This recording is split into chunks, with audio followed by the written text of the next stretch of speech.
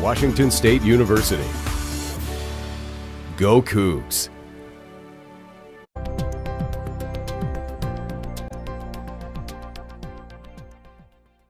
I'm going to kind of share more from the perspective of what we do from the healthcare perspective in relationship to implementing or testing what you guys develop for us. And kind of more informally, I'm just going to kind of describe to you the journey that I've been going through in the last decade with working with Hassan at UCLA and kind of where we are right now with our research. So like I said, I just kind of wanted to summarize the relevance and current uses of information communication technology for self-care, particularly in older adults with heart failure. It's a very, very sick population, and they have different needs because of the fact that they're literally circling the drain, if that's the best way I can describe heart failure. They are patients who can feel really well one day and play golf, and then the following day they'll feel they need to go to the hospital because symptoms are kind of progressive. I want to kind of share with you the challenges and potential solutions for integrating ICT solutions, and then I want to kind of describe the co-design approach for developing ICT solutions that we're kind of implementing right now in some of our research work.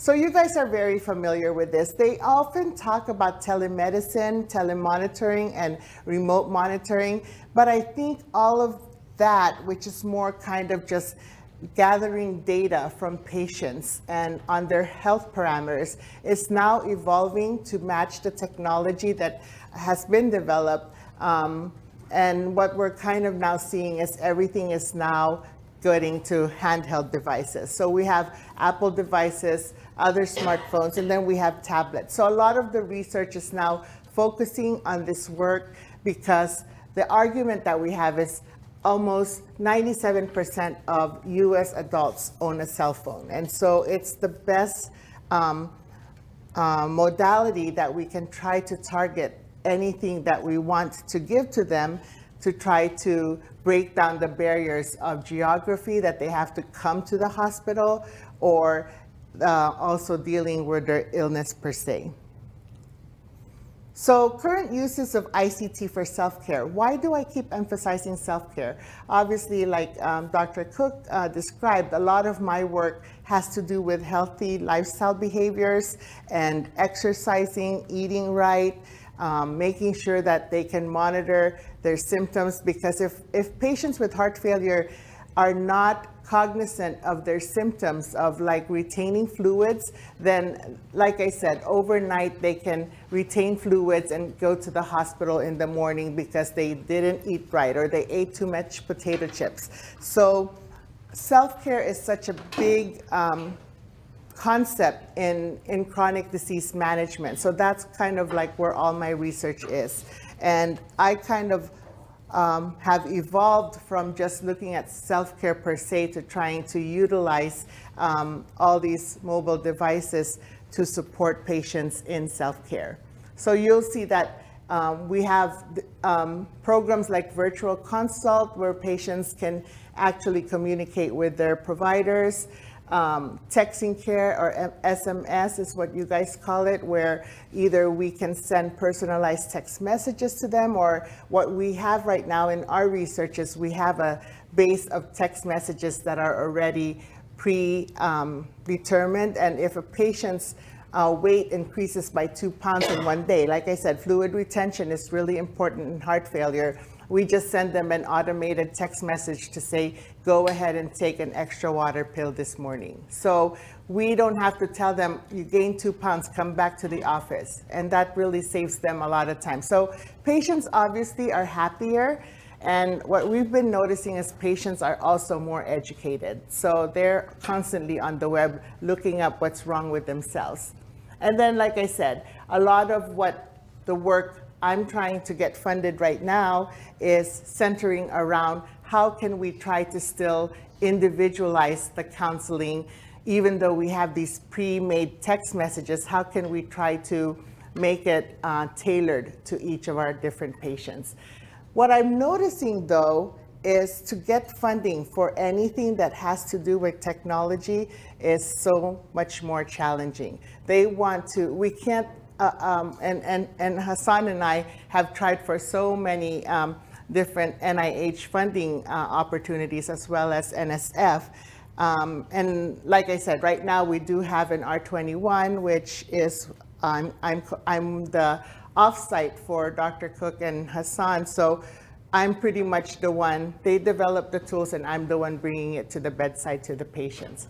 But I think the major challenge of getting funding for any of these ICT interventions is that the reviewers from NIH or NSF want to know exactly what is that device for and how is it helping the patients. We can't be saying, oh, we're gonna try to do this, and if it doesn't work, then we're gonna try to refine it. So these are the original examples of mobile apps for self-care. You guys probably are very familiar with some of them. You could have developed similar programs. The first program to the furthest right there is more kind of like for healthcare providers when they don't have to bring around their books with all the drugs that they can prescribe. So they have it programmed on their mobile devices. And what they will do for patients is they will also set up patients so that patients will know what medications they can take and what days they're supposed to take it. The second one is a pedometer log. And then the third one here is pretty much something parents use to treat their children, and it also gives them the same information of how much and when to give certain medications. And then you have a lot of other, the ones that I'm more interested in is like the GPS monitor that you have over there, Buddy Runner, because it gives us an idea of how much walking and physical activities patients engage in. Before all of this became possible, we used to use pedometers. And when I would check with patients how much they exercise, I would say, wow, you did a wonderful job on the pedometer. And then they would whisper, I put it on my dog and let the dog play in the backyard. And I was like, really? Okay. So you can see that some of these are still not smart proof and patients. And one patient actually put it on a wheel and said that when he sat in the toilet in the morning reading his paper, he would move the wheel so that it would start recording more steps. And I'm like going, and I was just telling Diane, I'm the type of person that I don't practice what I preach. I'm teaching patients more physical activity, but when they turn around, I take the elevators. So one of the things, I think because I'm so transparent in that sense, these patients tell me the tricks that they do, and that's what I publish. I'm like, these are the things that we need to watch out for, because patients can make it seem like they're exercising. We're documenting they're exercising, but they have these tricks that they're doing. So things like that. Of course, a lot of, like I said, for heart failure, weight gain in terms of fluid status is a very important indicator of worse outcomes. So we like to get transmitted daily weights from them. And then we like to monitor their heart rate and their EKGs. Now, some of the ones that we actually developed in our, with my collaborators in the Wireless Health Institute at UCLA include, you know, the first one there to the right actually tells you how much they walked the day before and then prompts them to walk a little further the next day. So it's more kind of automated feedback based on what the patients do.